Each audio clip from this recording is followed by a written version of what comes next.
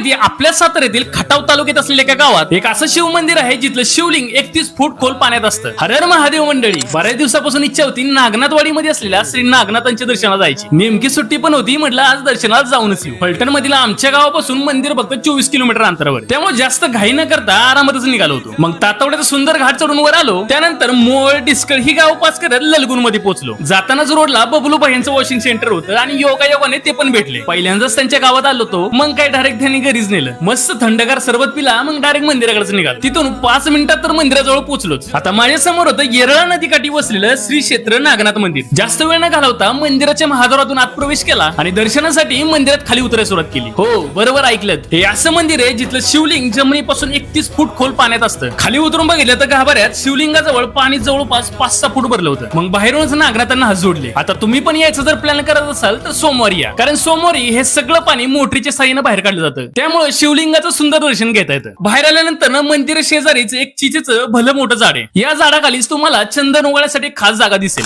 जेव्हा आम्ही लहान होतो ना तेव्हापासून हा चंदनाचं लाकूड आहे ते आजपर्यंत अजून असंच आहे. तुमचं वय किती आता? माझं वय आता 28 आहे. 28 वर्षापासून असंच आहे. चंदनाचा गंध लावून आम्ही गेलो मंदिरातील अजून एक अद्भुत जागा बघायला, जी की याच भल्या मोठ्या चिचेच्या झाडाखाली आहे. काही वर्षांपूर्वी दरवर्षी यात्रेला नागदेवतांना इथूनच सोडलं जायचं आणि सोडल्यानंतर ते इथूनच गायब व्हायचे. आज त्याच ठिकाणी नागदेवतांच्या आकाराची रचना पाहायला मिळते. नागराजांच्या कृपेने मला हे सगळं प्रत्यक्षात अनुभवायला मिळालं. मंदिराच्या शेजारी बजरंगबली आणि विठ्ठल रुक्मिणी यांचंही सुंदर मंदिर पाहायला मिळतं. मस्त दर्शन करून पुन्हा आम्ही बबलूबाई यांच्या वॉशिंग सेंटरला पोहोचलो. तिथून पण मी निघायची तयारी केलीच होती, पण बबलूबाई काय ऐकत नव्हते. गाडी थोडी खराब झाली होती. मग काही बबलूबाईने लगेच धुवायला सुरुवात केली. खरंच एकदम रॉयल माणूस आहे. तुम्ही कधी या भागात आला तर त्यांच्या वॉशिंग सेंटरला नक्की भेट द्या. चला भेटू पुन्हा एका नवीन ब्लॉग मध्ये. हर हर महादेव.